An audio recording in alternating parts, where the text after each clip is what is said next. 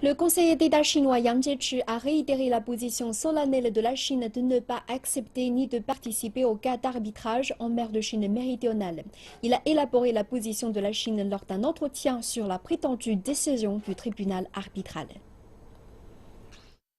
Un comportement illégal ne possède aucune légitimité.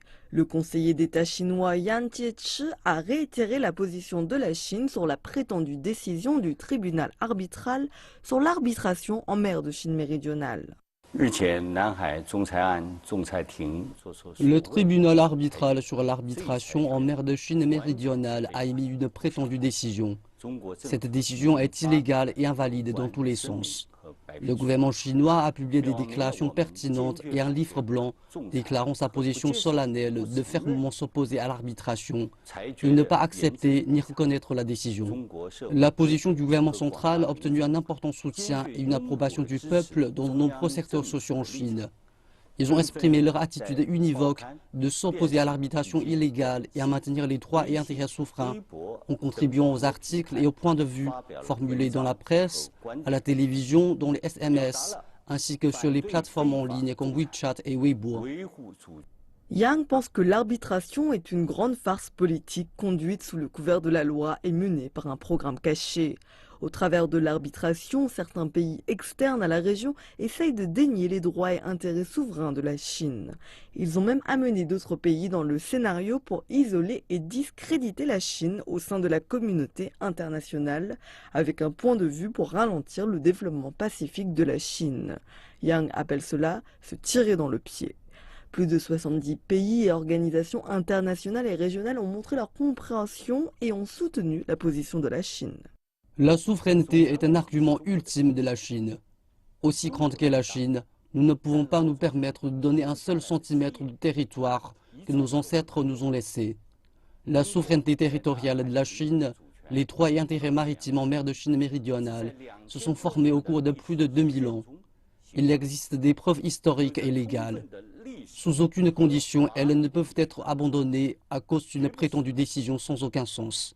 La décision ne peut ni changer les faits historiques, ni dénier les revendications des droits et intérêts de la Chine en mer de Chine méridionale.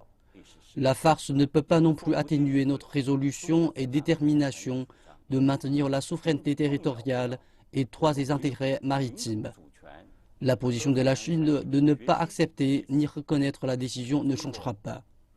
Dans le même temps, la Chine restera engagée à suivre un chemin de développement pacifique, de résoudre les litiges en mer de Chine méridionale au travers de négociations et de consultations, de développer des relations amicales et une coopération gagnant-gagnant avec ses voisins, et de travailler avec les autres pour maintenir la paix et la stabilité en mer de Chine méridionale.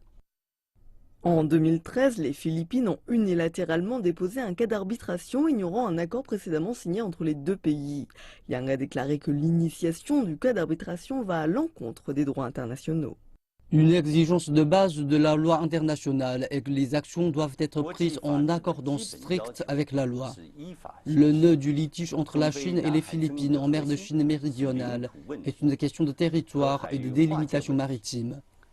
Au mépris de la position ardente de la Chine, le tribunal arbitral est voulu aller au-delà de son autorité, fermant un œil à l'histoire et la réalité en mer de Chine méridionale, qui a faussement interprété les stipulations pertinentes de la Convention des lois maritimes des Nations Unies.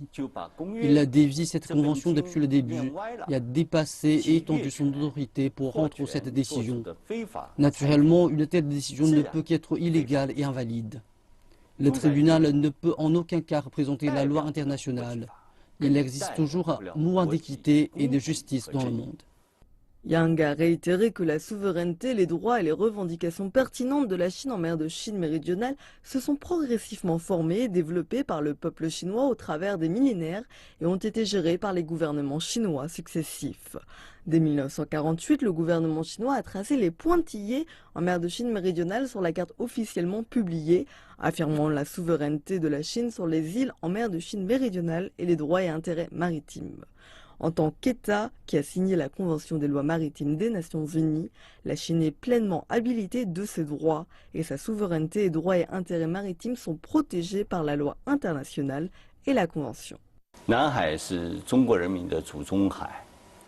La mer de Chine méridionale, importante pour le peuple chinois depuis les anciens temps, est notre héritage. Nos fondateurs y ont dévoué leur sagesse, même leur vie. Le gouvernement chinois reste inébranlable dans sa résolution de maintenir la souveraineté territoriale de la Chine et ses droits et intérêts maritimes en mer de Chine méridionale. Le peuple chinois n'interfère pas dans les intérêts des autres pays, ni n'envie leur développement. Dans le même temps, nous n'abandonnerons jamais nos intérêts légitimes. Aucun pays ne doit s'attendre à ce qu'on remplace nos intérêts principaux ou à ce qu'on se résigne à des conséquences amères. Sinon, notre souveraineté, les intérêts de sécurité et de développement sont sapés. Le gouvernement chinois et le peuple restent unis et agissent résolument pour maintenir chaque centimètre de terre et chaque parcelle de nos eaux. Yang a déclaré que la tentative de lancer une campagne de diffamation contre la Chine au travers de faits déformés a une fois de plus exposé la nature de l'arbitration. La position de la Chine sur l'arbitration est entièrement conforme à la loi internationale et le pays a été un vif acteur de la construction et de l'amélioration de l'ordre régional et international. L'arbitration ne changera pas d'un poil la résolution de la Chine de continuer sur la voie du développement pacifique.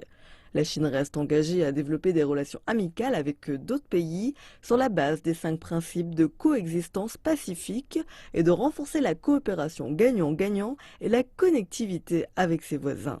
Le pays adhère à des négociations et des consultations pour résoudre les questions territoriales et la délimitation maritime et de maintenir la paix et la stabilité dans la région.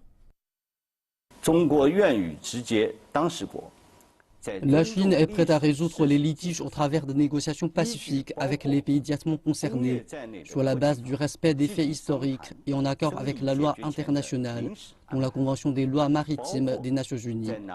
La Chine est prête à discuter avec les pays concernés sur des arrangements provisoires en attendant la décision finale du litige, qui inclut un développement joint dans les eaux concernées en mer de Chine méridionale pour des bénéfices mutuels.